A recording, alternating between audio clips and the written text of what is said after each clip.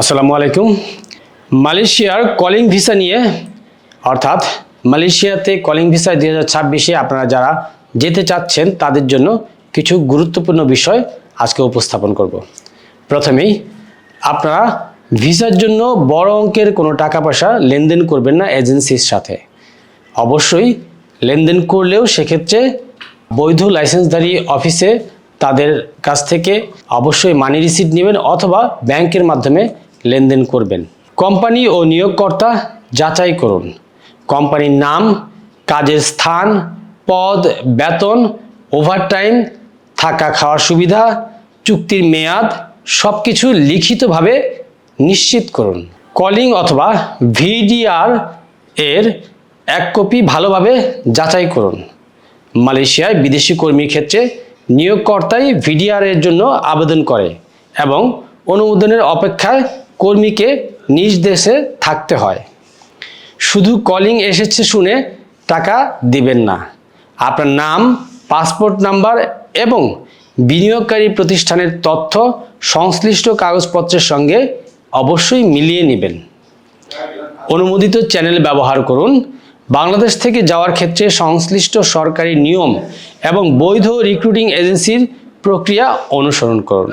Medical নিয়ে সতর্ক থাকুন। মালয়েশিয়ার নিয়মে বিদেশি কর্মীকে স্বাস্থ্য পরীক্ষায় উপযুক্ত হতে হয়, অর্থাৎ মেডিকেলে ফিট হতে হয়।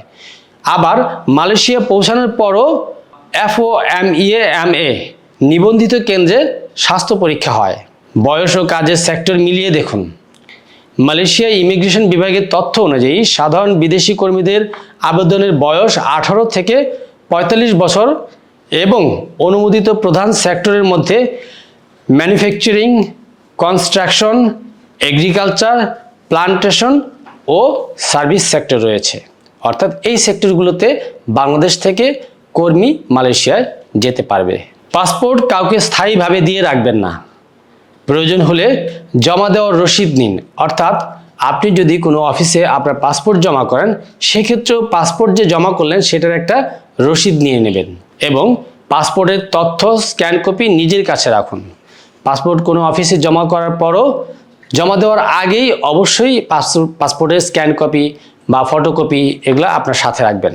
ফেসবুক, হোয়াটসঅ্যাপের বিজ্ঞাপন দেখে সরাসরি টাকা পাঠাবেন না। অর্থাৎ আমরা দেখি যে ফেসবুকে বিভিন্ন বিজ্ঞাপন থাকে, চটকদার বিজ্ঞাপন থাকে। আপনারা অনেকেই কিন্তু বিভিন্ন আপনাদের বাড়ি থেকে, বিভিন্ন জেলা থেকে ফোনের মাধ্যমে নিশ্চিত হতে চান কত টাকা, কি কাজ। তারপরে আপনারা ওই ফোনে অনেকেই দেখা যায় যে টাকা পয়সা পাঠিয়ে দেয়, পাসপোর্ট কপি পাঠিয়ে দেয়। এই কাজটা কখনোই করবেন না। আপনি প্রতারণার হাত থেকে বাঁচতে এবং আপনার এত বড় একটা সিদ্ধান্ত বিদেশে যাওয়ার সুন্দর একটা প্রবাস জীবন শুরুর জন্য সুন্দরভাবে ভিসা প্রসেসিং হওয়ার জন্য অবশ্যই আপনাকে কষ্ট করে ওই অফিসে যেতে হবে। যাবেন এবং সরাসরি তাদের সাথে কথা বলে যাচাই বাছাই করে তারপর লেনদেন করবেন। 100% ভিসা, নিশ্চিত ফ্লাইট, আগে টাকা দিলে সিরিয়াল আগে, এ ধরনের দাবি থেকে সাবধান থাকুন। সরকার অনুমোদিত না হওয়া পর্যন্ত কোনো প্রতিশ্রুতিকে নিশ্চিত ভিসা হিসেবে ধরে নেওয়া ঠিক নয়। মালয়েশিয়ার ইমিগ্রেশন বিভাগের অফিসিয়াল নিয়মে বিদেশি কর্মী ভিডিআর ও সংশ্লিষ্ট অনুমোদন পাওয়ার পরই কর্মী হিসেবে প্রবেশ করতে পারবেন।